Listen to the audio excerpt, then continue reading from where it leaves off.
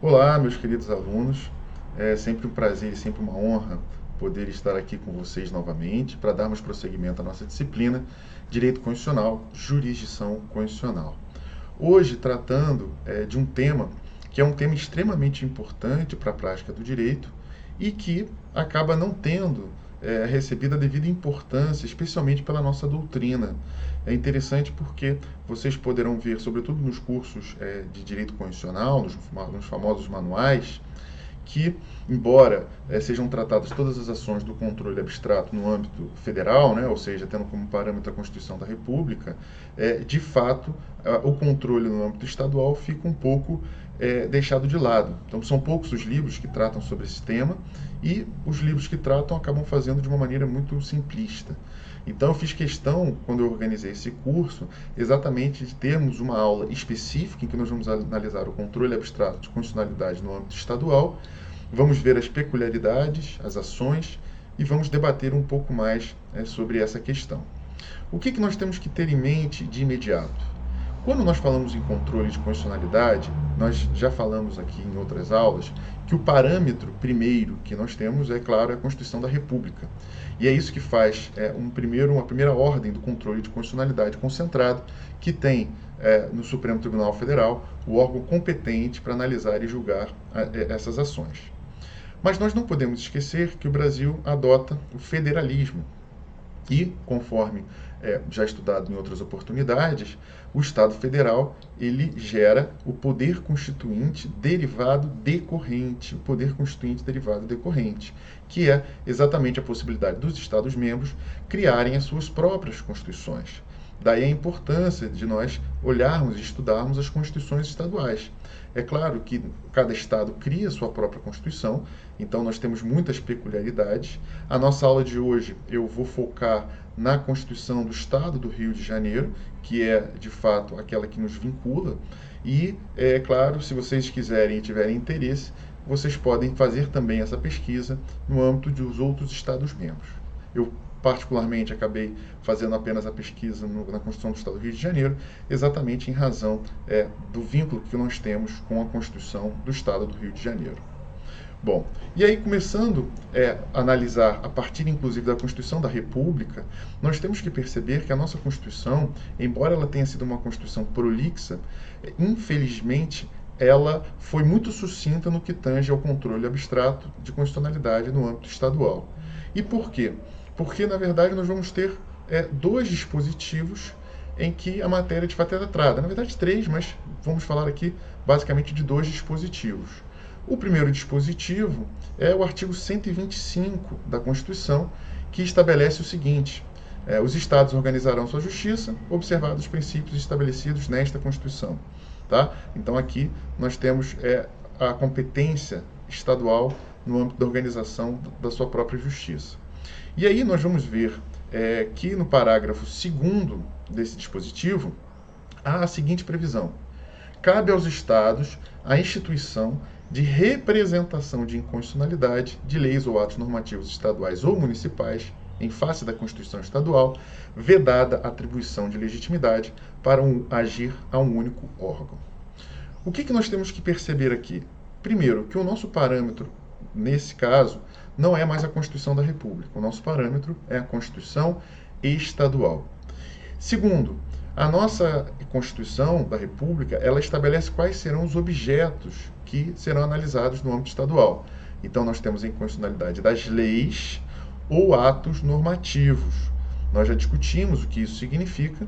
Basicamente, lei é aquela norma geral e abstrata criada pelo Poder Legislativo, e os atos normativos estaduais são todos aqueles atos normativos abstratos que têm um vínculo direto com a Constituição Estadual. Então, todos aqueles atos que têm um vínculo direto, nós não podemos esquecer esse ponto, não se admite o controle de constitucionalidade quando se passa de um primeiro grau de normas. Então, todas aquelas normas que se fundam na Constituição Estadual ou municipal, a gente vai falar também agora sobre isso, elas podem ser objeto desse controle de constitucionalidade.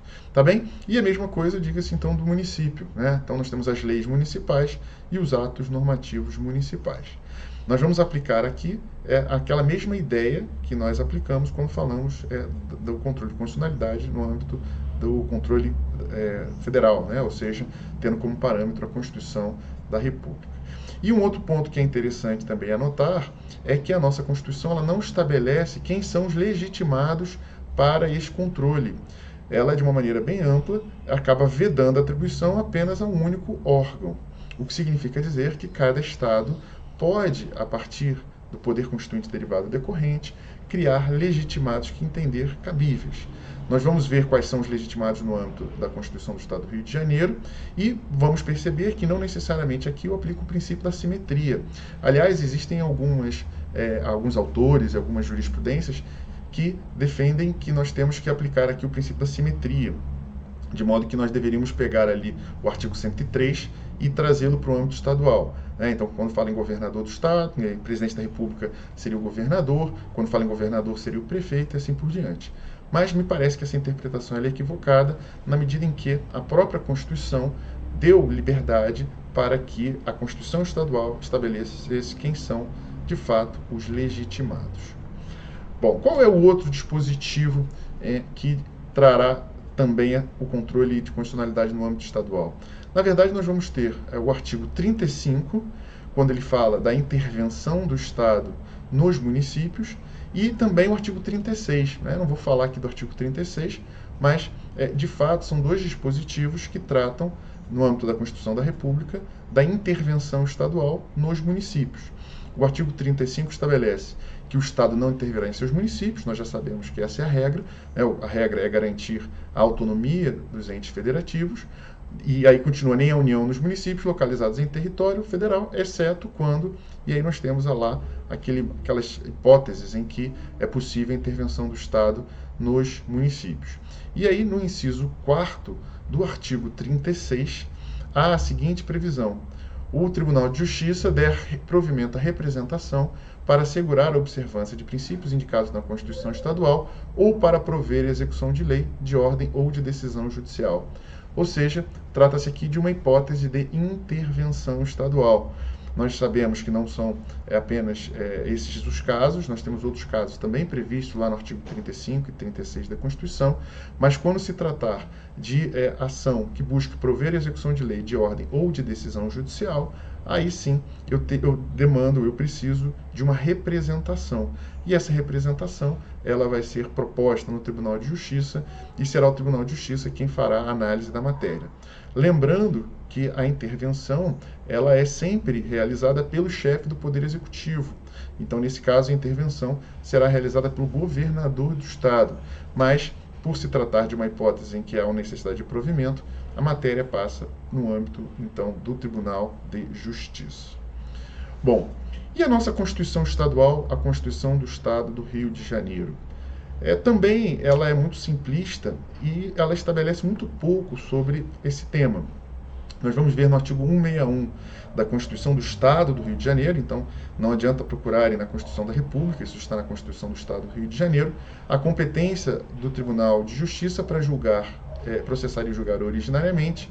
Lá nas alíneas A e B, nós temos a representação de inconstitucionalidade de lei ou ato normativo estadual ou municipal em face da Constituição Estadual, basicamente repetindo o que consta na Constituição da República, e a linha B, a representação do Procurador-Geral da Justiça, que tenha por objeto a intervenção em município. Aqui é interessante porque se aplicou, e me parece que aqui deve ser aplicado, realmente o princípio da simetria. E por quê? Porque, enquanto o Procurador-Geral da República ele é responsável para ingressar com ação no âmbito da Constituição da República, o Procurador-Geral de Justiça, que é o chefe do Ministério Público Estadual, é que tem legitimidade para propor a ação interventiva. Nós vamos ter também o artigo 162 da Constituição Estadual do Rio de Janeiro, que estabelece o seguinte: a representação de inconstitucionalidade de leis ou de atos normativos estaduais ou municipais, em face desta Constituição Estadual, pode ser proposta. Então, quem são os legitimados? Pelo governador do Estado, pela mesa, por comissão permanente ou pelos membros da Assembleia Legislativa. Então, a mesa da Assembleia Legislativa, comissão permanente ou pelos membros da Assembleia Legislativa, que é o órgão legislativo estadual, pelo Defensor Público Geral do Estado. Então vejam aqui que nós fugimos à regra da simetria. O Defensor Público Geral da União não tem legitimidade para propor a ação direta de inconstitucionalidade quando o parâmetro é a Constituição da República. Mas no âmbito estadual, entendeu-se que sim. Aliás, me parece uma escolha muito acertada, né? Me parece, talvez, que a Constituição estadual, nesse sentido, esteja mais correta do que a Constituição da República. Depois continua, pelo Procurador-Geral de Estado, e aqui também é uma outra regra que, a princípio, não se aplica no âmbito da União, porque o Procurador-Geral do Estado é o advogado do Estado do Rio de Janeiro e, portanto, defende os interesses da Fazenda Pública Estadual. Quem faria esse papel seria o Advogado-Geral da União, no âmbito federal. Tá? Pelo Procurador-Geral de Justiça, que esse sim é o membro do Ministério Público, é o chefe do Ministério Público Estadual, por prefeito municipal, por mesa da Câmara de Vereadores. Então é interessante que também os prefeitos municipais e a mesa da Câmara também têm legitimidade. Pelo Conselho Seccional da Ordem dos Advogados do Brasil, partido político com representação na Assembleia Legislativa ou Câmara dos Vereadores, e por federação sindical ou entidade de classe de âmbito estadual. Tá? Aqui nós seguimos basicamente o que prevê o artigo 103 da Constituição. Também se aplica aqui, pessoal, por simetria, a questão da pertinência temática. Então, nós teríamos que fazer exatamente a mesma análise que fizemos quando estudamos o artigo 103 da Constituição da República. Então, vamos ter alguns legitimados que, para que eles possam ingressar com as ações de representação de inconstitucionalidade, eles precisarão justificar o seu interesse para a propositura da ação. Bom, continua ainda esse mesmo dispositivo. Parágrafo 1º. O Procurador-Geral de Justiça deverá ser previamente ouvido nas ações de inconstitucionalidade. Aqui a mesma ideia, o Ministério Público ele representa um órgão importante para o Estado Democrático de Direito, na medida em que ele representa aquilo que a gente chama no processo civil de custos legis, né? Ele é o fiscal da lei. E, enquanto fiscal da lei, ele deve acompanhar os processos e deve se manifestar antes de que haja a tomada de decisão. Nós já sabemos que essas manifestações são meramente opinativas, mas elas constituem um importante elemento para ser analisado na hora do julgamento. O parágrafo 2º estabelece: declarada a inconstitucionalidade por omissão de medida para tornar efetiva a norma constitucional, será dada ciência ao poder competente para a adoção das providências necessárias, em se tratando de órgão administrativo, para fazê-lo em 30 dias. Aqui é interessante porque nós temos exatamente a ação direta de inconstitucionalidade por omissão no âmbito estadual. Nós vamos já falar sobre todas as ações e vamos ver quando elas estarão presentes ou não. Me parece que esta ação, ela de fato decorre do próprio dispositivo constitucional, mas para que não houvesse dúvida, a Constituição Estadual estabeleceu em seu parágrafo 2º esse tipo de ação. Parágrafo 3º. Quando não for o autor da representação de inconstitucionalidade, o Procurador-Geral do Estado nela oficiará. É interessante porque também há aqui a preocupação da manifestação do Procurador-Geral do Estado, que em última instância faria o papel de advogado-geral da União. Nós vamos ver que há um entendimento, sobretudo no nosso Tribunal de Justiça, no sentido de que o Procurador-Geral do Estado não é um curador da constitucionalidade da norma. Então, há essa divergência, a gente vai falar sobre isso daqui a pouco, mas é interessante porque nós temos aqui a figura do Procurador-Geral do Estado. E, parágrafo 4º, declarada a inconstitucionalidade, a decisão será comunicada à Assembleia Legislativa ou Câmara Municipal, o que é natural, sobretudo quando estamos falando, de controle de constitucionalidade. Bom, o que a gente pode notar e o que a gente pode extrair dessa primeira análise que nós fizemos? Em um primeiro ponto, é interessante notar que a nossa Constituição acabou, ao estabelecer a lei estadual ou lei municipal ou norma estadual ou municipal como objetos do controle de constitucionalidade estadual, nós podemos notar que existe uma coexistência de jurisdições constitucionais distintas. É a jurisdição constitucional federal e a jurisdição constitucional estadual, o que acaba, na prática, gerando muita insegurança jurídica. Antes de nós até falarmos sobre esse caso propriamente dito, nós vamos terminar a nossa aula de hoje falando sobre isso, mas imagine o seguinte: quando eu estou diante do controle de constitucionalidade no âmbito da Constituição da República, eu posso ter tanto uma lei federal ou uma lei estadual como objeto desta ação, ou um ato normativo federal e estadual. Quando nós passamos para o controle no âmbito estadual, o que é interessante é que nós podemos ter uma lei estadual, uma lei municipal, ou um ato normativo estadual ou um ato normativo municipal. O que nos leva à clara conclusão de que é possível você ter o controle de constitucionalidade de uma lei ou de um ato normativo estadual apenas, tanto tendo como parâmetro a Constituição Estadual ou como parâmetro a Constituição da República. Então, percebam que, no fundo, ao estabelecer este método, a própria Constituição criou uma área de atrito, na medida em que a lei e o ato normativo estadual, eles podem ser objeto de controle, tanto no Supremo Tribunal Federal, como no Tribunal de Justiça. Como disse, nós vamos acabar a nossa aula falando exatamente desses casos, mas é inegável que essa superposição de competência, né, essa sobreposição de legitimidade, de competências e de legitimidade para julgar esses casos acaba sendo bastante complicado, bastante complexo quando a matéria é controle de constitucionalidade.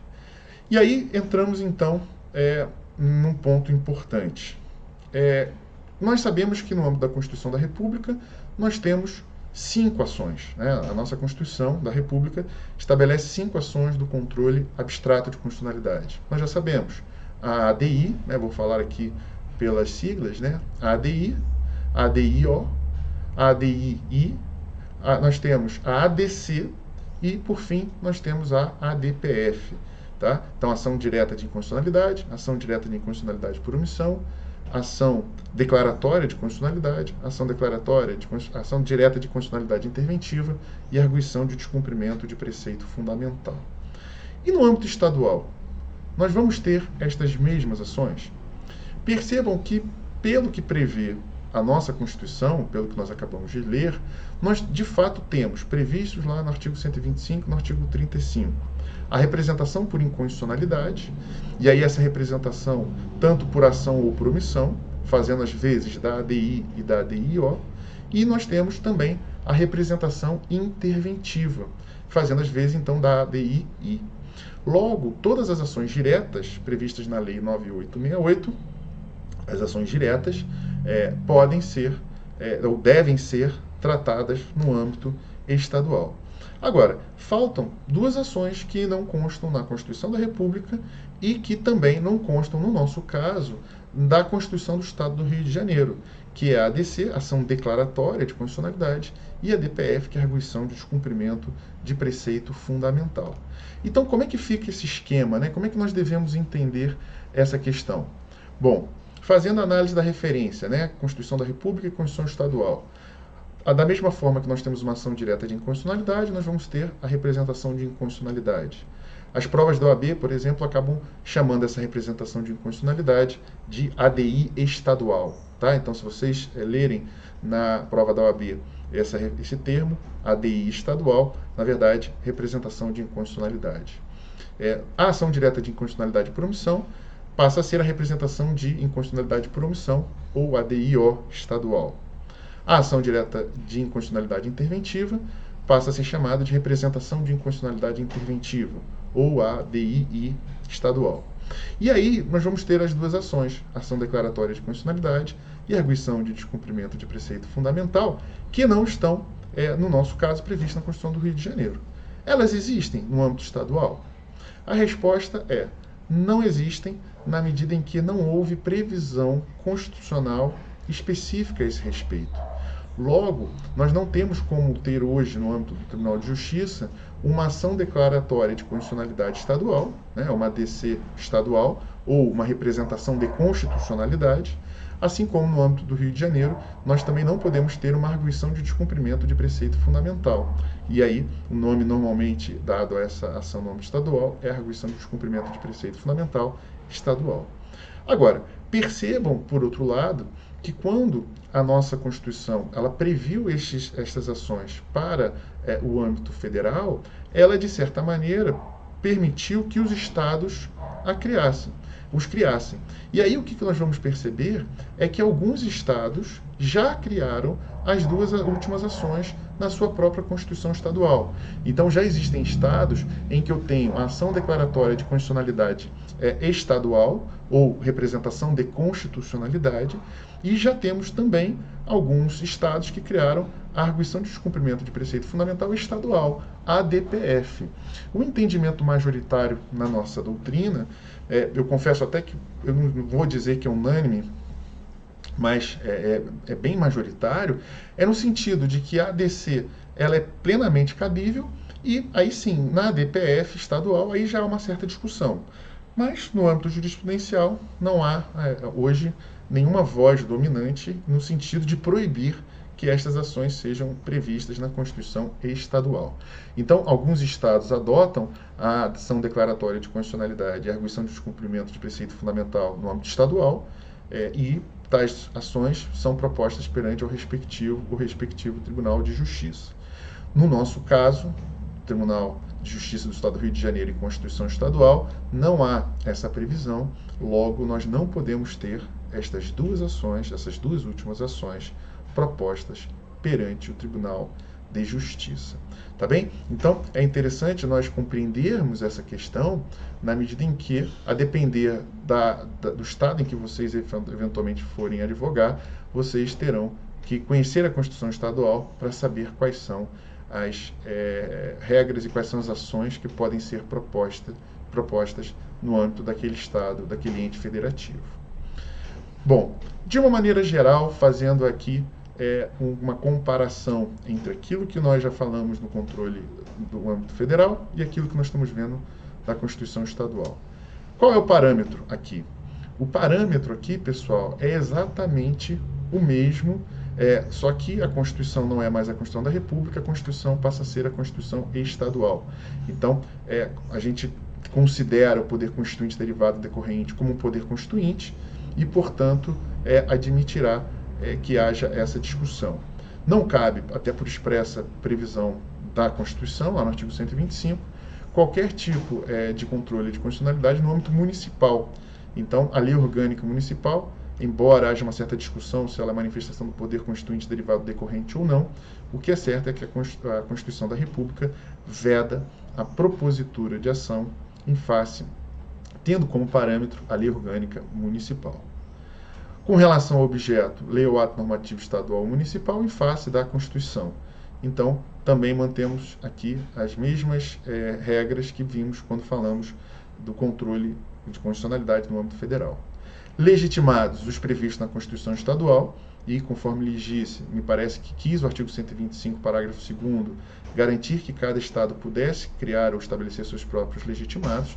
Então, não há, nesse ponto, qualquer tipo de inconstitucionalidade. Por exemplo, quando a Constituição Estadual do Rio de Janeiro prevê a figura do defensor público geral do Estado do Rio de Janeiro. Como custos legis, como fiscal da lei, nós vamos ter o Procurador-Geral do Ministério Público, e como curador de constitucionalidade, vai depender da Constituição Estadual. A Constituição Estadual pode ou não estabelecer um curador de constitucionalidade. Nós já vimos que a Constituição do Estado do Rio de Janeiro ela não prevê exatamente o Procurador do Estado, o Procurador-Geral do Estado, como curador de constitucionalidade. Existe na doutrina alguns autores que vão defender que o Procurador-Geral do Estado é o curador, sim, da constitucionalidade, mas o Tribunal de Justiça já tem precedente no sentido de que não. E aí, quando eu penso na própria criação da norma no âmbito da Constituição Estadual, percebam que eu poderia colocar como curador da constitucionalidade tanto o Procurador do Estado, mas eu poderia também pensar, e isso ocorre em algumas constituições, em inserir também a manifestação do Procurador-Geral do município ou Procurador-Geral da Câmara dos Vereadores. É interessante porque nesse caso, o que nós vamos ter? Nós vamos ter também o curador da constitucionalidade passando para órgãos do âmbito municipal. O Procurador-Geral do município é o advogado do município e o Procurador-Geral da Câmara dos Vereadores é o advogado da Câmara dos Vereadores. Tá? Algumas constituições têm essa previsão, não é o nosso caso, logo, no Estado do Rio de Janeiro não se aplica essa regra. E com relação ao procedimento, nós vamos aplicar aqui exatamente aquilo que nós já estudamos quando falamos da Lei 9868.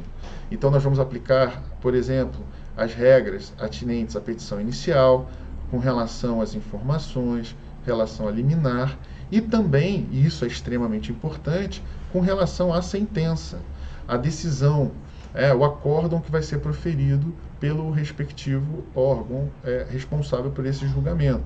Poderá ser o próprio órgão especial ou o Tribunal Pleno, a depender do Tribunal de Justiça. Esta decisão, que é dada no âmbito de uma representação de inconstitucionalidade, ela possui os mesmos efeitos que nós estudamos quando falamos lá na Lei 9868. Ou seja, haverá efeitos vinculantes e erga omnes. Tá? É claro que os efeitos vinculantes e erga omnes serão limitados ao estado ao qual a análise da matéria está sendo realizada. Então, se uma lei, por exemplo, municipal, que estabelece um determinado benefício a um servidor ou uma categoria de servidores, ela é inconstitucional, aquela decisão vai ser aplicada em todo o estado do Rio de Janeiro. E aí, eventuais outros casos, que a matéria for similar, for idêntica, será possível apresentar aquela decisão com o caráter vinculante.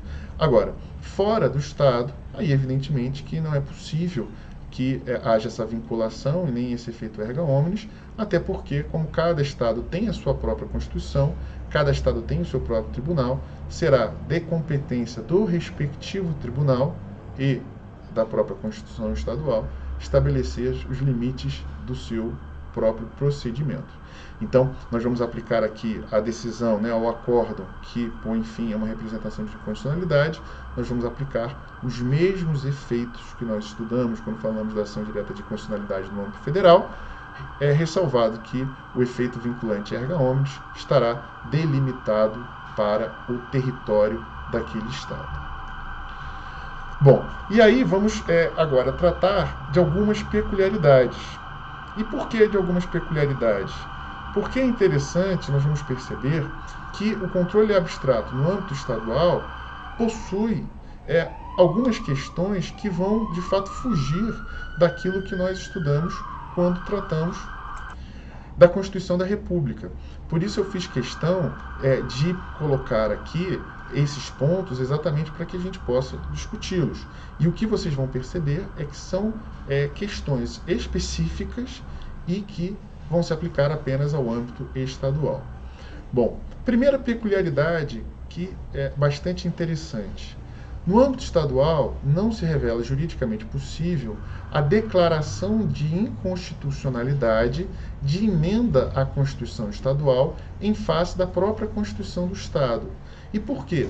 Olha só, nós quando falamos de poder constituinte, nós vimos que o poder constituinte derivado, decorrente, ele poderia ser institucionalizador ou de reforma estadual.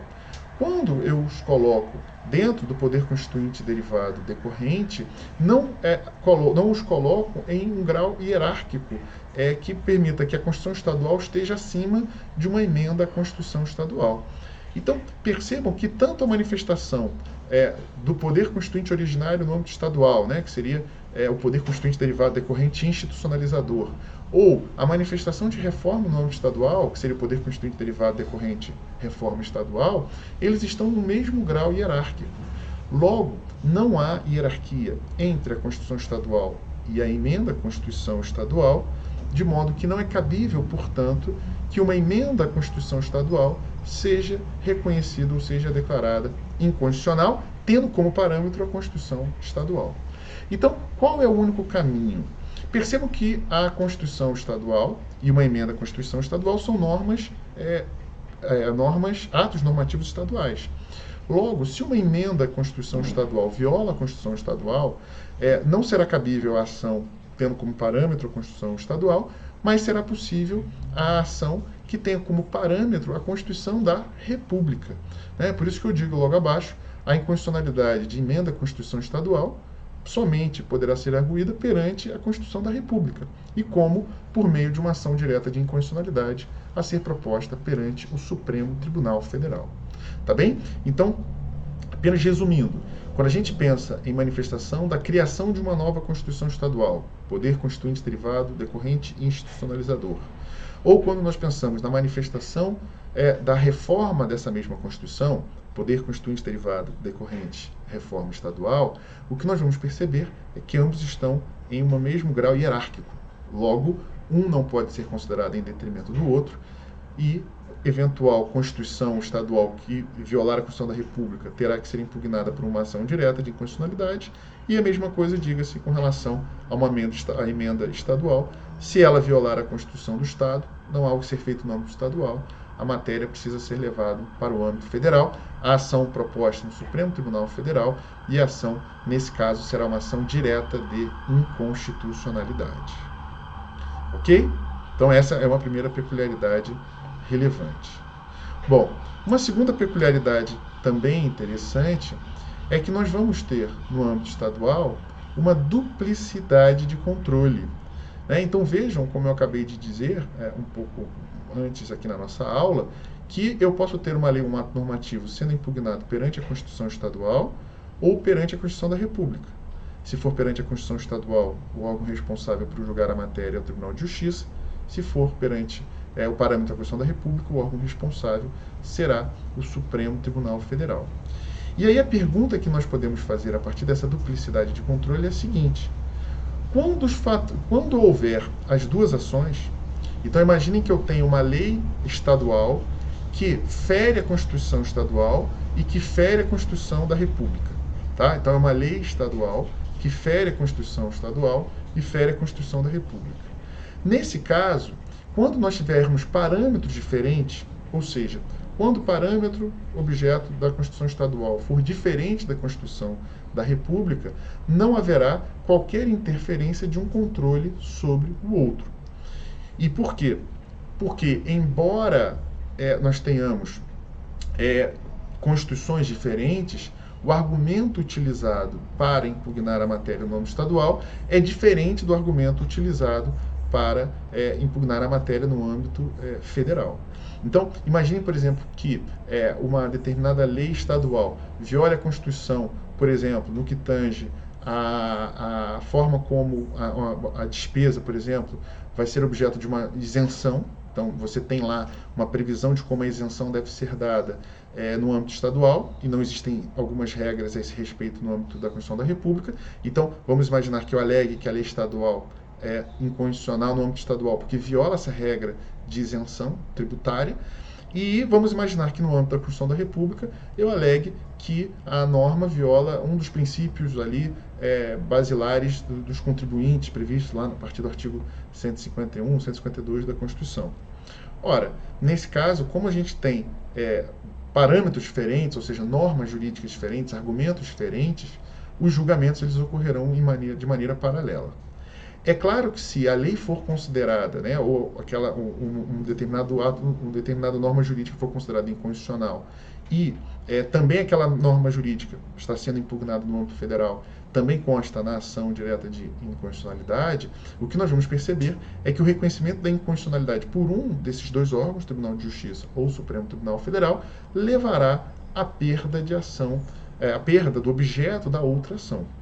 Então, se o Tribunal de Justiça reconhecer que a norma é inconstitucional em razão do parâmetro estadual, a matéria, a norma em si deixa de existir, ela, na verdade, perde a sua validade, e por isso ela acaba não tendo mais eficácia, e a norma, aquela mesma discussão no âmbito federal com um parâmetro distinto, levará à perda do objeto da ação que tramita perante o Supremo Tribunal Federal.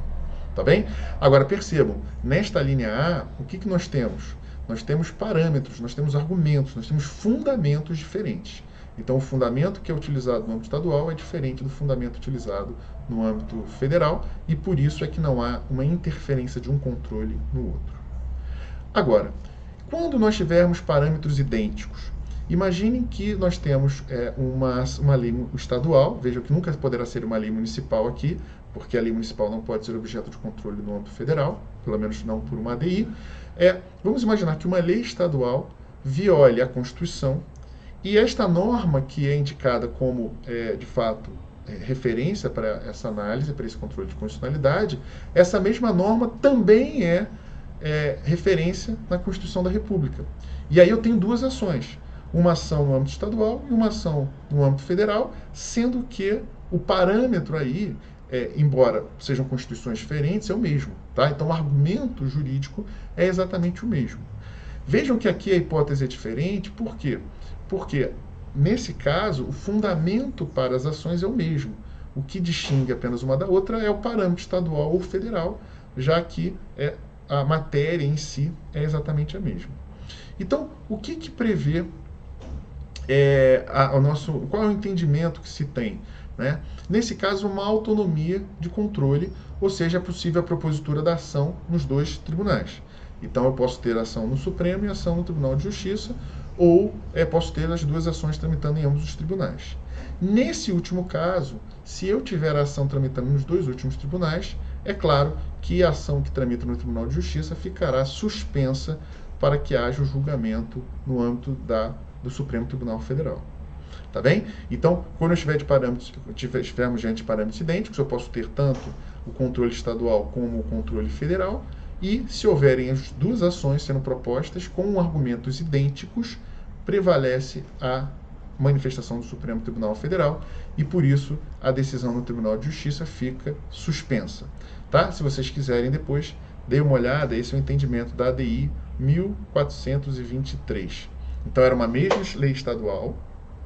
Esta lei ela tinha sido impugnada perante a Constituição Estadual e tinha sido impugnada perante a Constituição da República.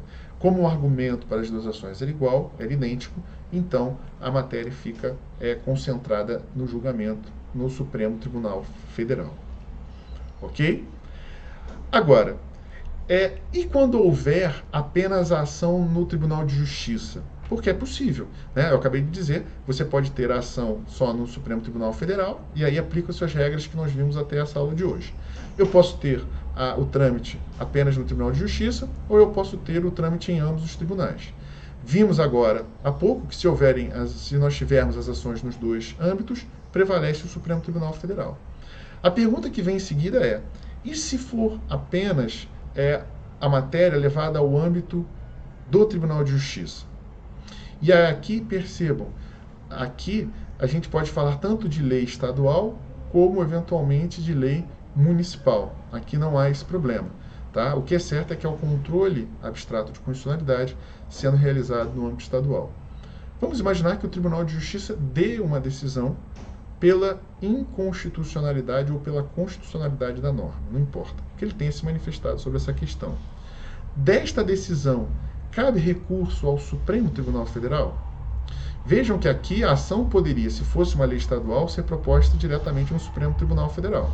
Não foi. Ou não foi porque não quis, ou não foi realizada o pedido por um dos legitimados previsto no artigo 103, ou porque, de fato, tratava-se de uma lei municipal. Então, o que vai acontecer aqui?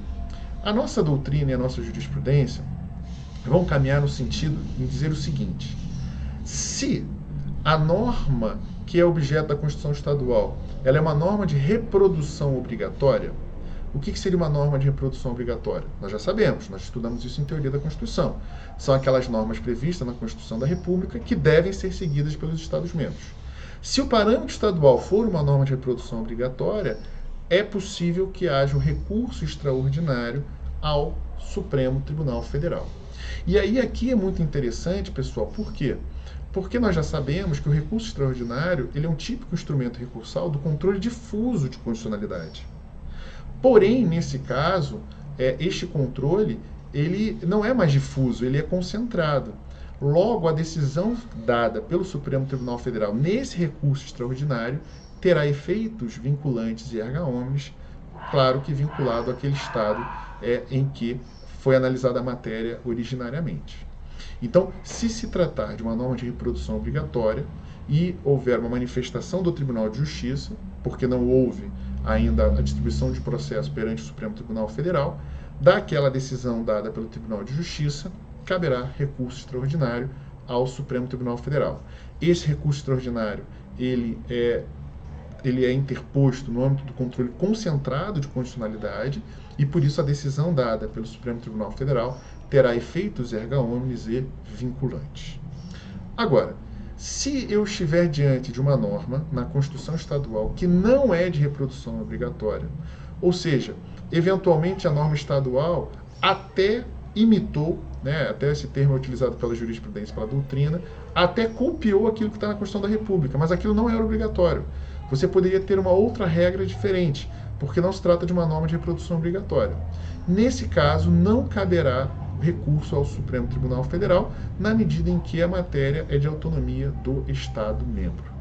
Então, vamos voltar um passo atrás para que fique claro.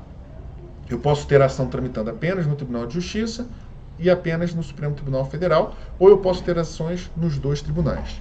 Acabei de dizer que se nós tivermos ação nos dois tribunais, nós vamos ter a suspensão do processo no Tribunal de Justiça para que a matéria seja analisada pelo Supremo Tribunal Federal.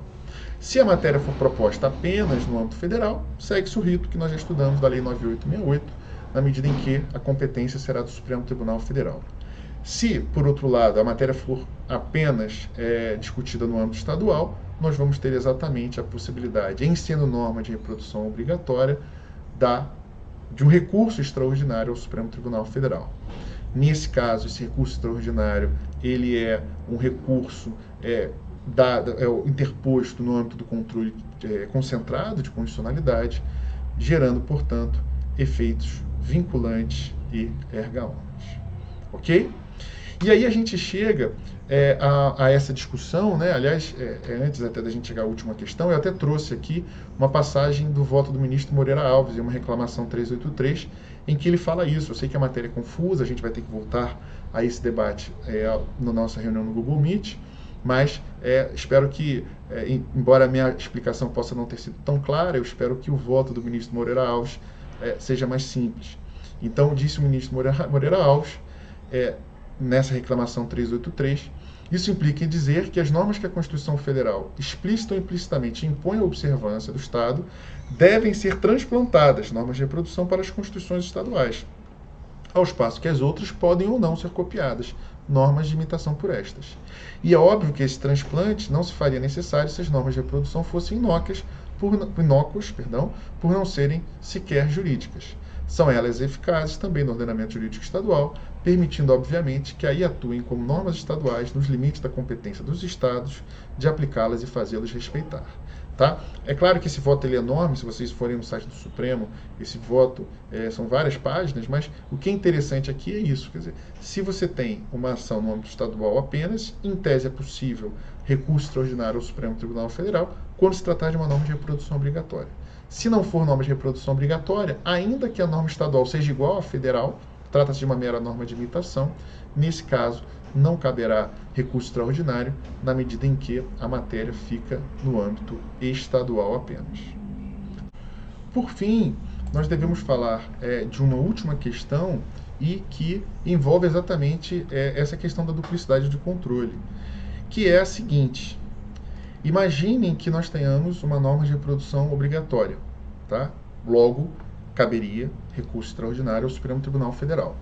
Mas vamos imaginar que a parte que tenha proposto a ação, ou enfim, a parte interessada, não tenha apresentado esse recurso extraordinário, que era cabível, então não estamos mais falando das normas de imitação, tá? Essas não justificariam a interposição do recurso extraordinário, mas vamos imaginar que nesse caso caberia o recurso extraordinário, mas as partes acabaram não apresentando esse recurso. A decisão vai transitar em julgado no âmbito estadual. E aí a pergunta que eu deveria fazer diante dessa duplicidade de controle é a seguinte: ora, transitaria essa decisão com trânsito em julgado para o Supremo Tribunal Federal?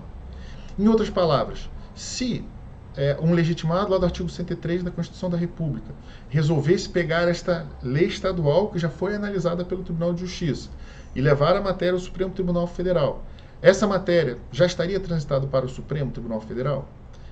Me parece que não, mas o que a gente tem que entender? Vejam só, quando a gente fala dessa representação de inconstitucionalidade, nós podemos ter duas decisões. Se a decisão for pela improcedência do pedido, o que seria a improcedência do pedido aqui? A norma ela é reconhecida como constitucional, não haverá, evidentemente, qualquer tipo de impeditivo para que o Supremo Tribunal Federal analise a matéria a partir daquilo que prevê a Constituição da República. Aliás, esse entendimento me parece bastante óbvio, né? Só faltaria nós termos o trânsito em julgado do Tribunal de Justiça impedindo, nesse caso, a manifestação do Supremo Tribunal Federal. Tá bem? Então, nesse caso, como o parâmetro é outro, é a Constituição da República, são outros legitimados, ainda que o Tribunal de Justiça tenha entendido que a lei é constitucional no âmbito estadual, o Supremo Tribunal Federal não estará distrito, evidentemente, a essa discussão, a essa decisão. Agora, e se a decisão foi pela procedência do pedido? Percebam, quando eu tenho a procedência do pedido, eu tenho o reconhecimento da invalidade da norma.